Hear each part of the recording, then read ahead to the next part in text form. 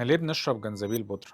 ليه كرهنا الجنزبيل أصلا؟ ده بسبب يا صديقي طريقة حفظ الجنزبيل. الجنزبيل البودرة سهل جدا في الحفظ، ممكن أجيب شوية جنزبيل أطحنهم وأحطهم في برطمان يقعدوا عندي في المطبخ أو في الدولاب سنة أو سنتين.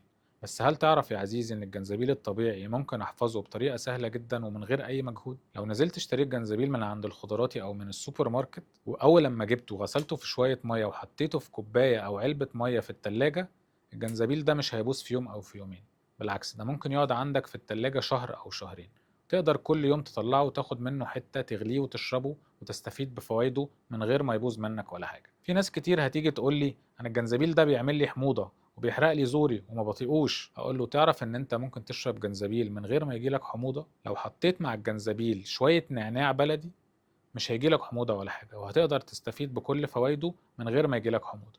طب لو انت عندك برد او عندك كحة في صدرك، نحط معاه نص ليمونة بس مع شوية عسل، هتلاقي مفعول سحري وهتلاقي الكحة والحرقان اللي في زورك اختفوا بمجرد ما خلصت كوباية الجنزبيل. لو عايز تعرف اكتر عن الاعشاب وطريقة استخدامها، تابعنا في الفيديوهات الجاية.